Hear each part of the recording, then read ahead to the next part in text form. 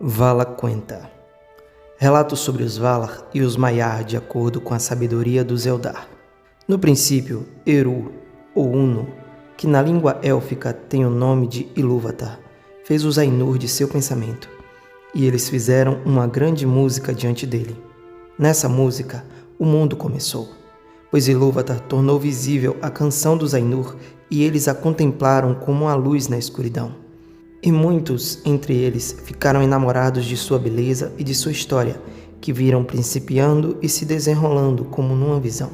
Portanto, Ilúvatar deu à visão deles o ser e a pôs em meio ao vazio, e o fogo secreto foi enviado para arder no coração do mundo, e ele foi chamado de Ea. Então, aqueles dos Ainur que o desejaram se levantaram e adentraram o mundo no princípio do tempo. E era a tarefa deles dar realidade ao mundo, e com seus labores tornar plena a visão que tinham observado. Longamente labutaram nas regiões de Ea, que são vastas para além do pensamento de elfos e homens, até que no momento designado fez-se Arda, o reino da terra. Então eles puseram a vestimenta da terra e desceram a ela, e nela habitaram. Dos Valar. Aos grandes entre esses espíritos, os elfos dão o nome de Valar, os poderes de Arda, e os homens, a miúde, os chamam de deuses. Os senhores dos Valar são 7, e as Valir, as rainhas dos Valar, são também 7. Estes são os nomes deles na língua élfica como era falada em Valinor, embora tenham outros nomes na fala dos elfos da Terra-média, e seus nomes entre os homens sejam múltiplices. Os nomes dos senhores em devida ordem são Manwë, Ummo, Aule, Orome, Mandos, Lórien e Tucas. E os nomes das rainhas são Varda, Yavanna, Nienna, Ste, Vaire, Vana e Nissa. Melkor não é mais contado entre os Valar, e o seu nome não é pronunciado sobre a terra. Manwë e Melkor eram irmãos no pensamento de Ilúvatar. O mais poderoso dos Ainur que entraram no mundo era em seu princípio Melkor. Mas Manwë é o mais caro a Ilúvatar e entende mais claramente seus propósitos. Ele foi designado a ser, na plenitude do tempo, o primeiro de todos os reis, senhor do reino de Arda e regente de todos os que nele habitam. Em Arda, seu deleite está nos ventos e nas nuvens, e em todas as regiões do ar, das alturas às profundezas, das fronteiras últimas do véu de Arda às brisas sopradas na relva. Súlimo, ele é cognominado, senhor do alento de Arda. Todas as aves velozes, fortes de asa, ele ama, e elas vêm e vão a seu pedido. Com Manwë habita Varda, senhora das estrelas, que conhece todas as regiões de Ea. Grande demais é a beleza dela para ser declarada nas palavras de homens ou de elfos, pois a luz de Ilúvatar ainda vive em seu rosto. Na luz estão o seu poder e seu regozijo. Das profundezas de Ea, ela veio ao auxílio de Manwë, pois Melkor ela conhecia desde antes da criação da música e o rejeitou, e ele a odiou e a temeu mais do que todos os outros que Eru fez. Manwë e Varda raro se separam, e permanecem em Valinor. Seus salões estão acima da neve sempiterna, sobre Oiolocê, a última torre de Tanekitil, mais alta de todas as montanhas sobre a terra. Quando Manwë lá ascende ao seu trono e olha ao longe, se Varda está ao seu lado, ele vê mais adiante do que todos os outros olhos, através da bruma e através da escuridão, e além das léguas do mar. E se Manwë está com ela, Varda ouve mais claramente do que todos os outros ouvidos o som das vozes que gritam do leste ao oeste, dos montes e dos vales, e dos lugares escuros que Melkor fez sobre a terra. De todos os grandes seres que habitam nesse mundo, os elfos têm Varda na maior reverência e amor. De Elbereth a designam, e chamam seu nome das sombras da Terra-média, e o levantam em canção ao surgir das estrelas. Ulmo é o senhor das águas. Ele está só. Não habita por muito tempo em lugar nenhum, mas se move como quer em todas as águas profundas à volta da terra ou sobre a terra. Ele sucede a Manwë no poder, e antes que Valinor fosse feita, era o mais próximo dele em amizade. Mas desde então, foi pouco aos concílios dos Valar, a menos que grandes matérias estivessem em debate, pois mantém toda a arda no pensamento, e não tem necessidade de qualquer lugar de repouso. Além do mais, não ama caminhar sobre a terra e raramente vai se revestir num corpo à maneira de seus pares. Se os filhos de Eru o contemplavam, ficavam cheios de grande assombro, pois o surgir do Rei do Mar era terrível. Como uma onda montante que avança para a terra, com um elmo escuro de crista de espuma e cota de malha luzindo entre prata e sombras de verde. As trombetas de Manwë soam forte, mas a voz de Ulmo é tão profunda quanto o fundo do oceano que só ele já viu. Entretanto, Ulmo ama tanto os elfos como os homens, e nunca os abandonou, nem mesmo quando jaziam sobre a ira dos Valar. Por vezes, ele vem sem ser visto às costas da Terra-média, ou passa muito para o interior subindo estreitos do mar, e ali faz músicas em suas grandes trompas, as Umuri, que são feitas de concha branca, e aqueles a quem chega aquela música ouvem-na sempre em seus corações, e a saudade do mar nunca mais os deixa. Mas Ulmo fala amormente àqueles que habitam na Terra-média com vozes que são ouvidas apenas como a música da água, pois todos os mares, lagos, rios, fontes e nascentes estão sob o seu governo, de modo que os elfos dizem que o espírito de Ulmo corre em todas as veias do mundo. Assim, notícias chegam a Ulmo, até mesmo nas profundezas, de todas as necessidades e tristezas de Arda, as quais, de outro modo, ficariam ocultas de Manwë. Aule tem poder pouco menor que o de Ulmo. Seu senhorio é sobre todas as substâncias das quais Arda é feita. Do princípio, ele criou muito em companhia de Manwë e Ulmo, e a feição de todas as terras foi seu labor. Ele é um ferreiro e um mestre de todos os ofícios e se deleita com obras de engenho, por menores que sejam, tanto quanto com a construção poderosa de outrora. Suas são as gemas que jazem no fundo da terra, e seu é o ouro que é belo na mão, não menos do que as muralhas das montanhas e as bacias do mar. Os Noldor muito aprenderam dele, e ele sempre foi seu amigo. Melkor tinha-lhe ciúmes, pois Aule era o mais semelhante a ele em pensamento e poderes, e houve longa contenda entre os dois, na qual Melkor sempre maculava ou desfazia as obras de Aule, e Aule se cansou reparando os tumultos e desordens de Melkor. Ambos, ademais, desejavam criar coisas suas que fossem novas e não pensadas por outros, e se deleitavam no elogio de seu engenho.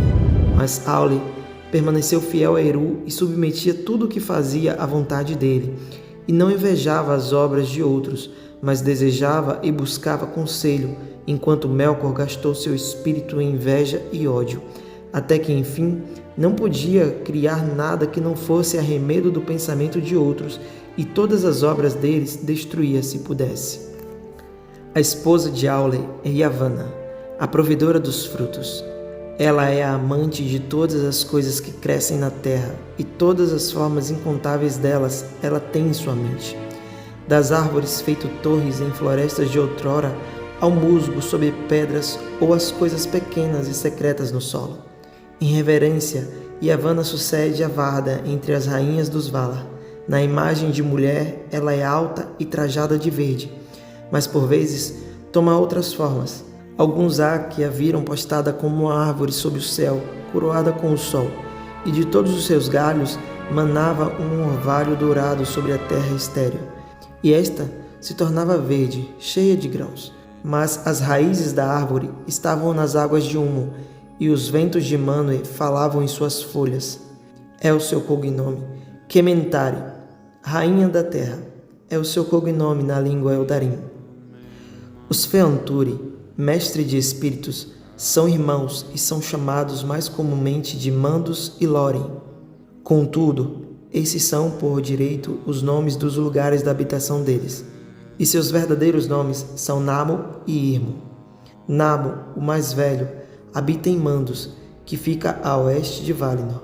É guardião das casas dos mortos e convoca os espíritos dos que foram assassinados. não esquece nada e conhece todas as coisas que hão de ser, salvo apenas aquelas que ainda cabem à liberdade de Ilúvatar. Ele é o sentenciador dos Valar, mas pronuncia suas sentenças e seus julgamentos apenas a pedido de Manwë. Vaire a Tecelã é sua esposa, ela que tece todas as coisas que já existiram no tempo em suas tapeçarias de histórias, e os salões de mandos, que sempre se alargam conforme as eras passam, estão revestidos delas. Irmo, o mais jovem, é o mestre das visões e sonhos.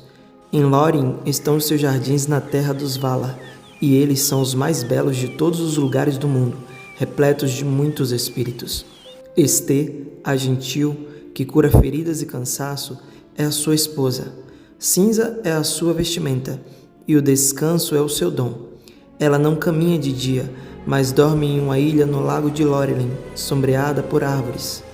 Das fontes de Irmo e Estê, todos aqueles que habitam em Valinor tiram refrigério, e a miúde os Valar vêm eles mesmos a Lórien e lá acham repouso e alívio dos fardos de Arda. Mais poderosa que Estê é Niena, irmã dos Feanturi. Ela vive só, é experimentada na dor e pranteia cada ferida que Arda sofreu na maculação causada por Melkor.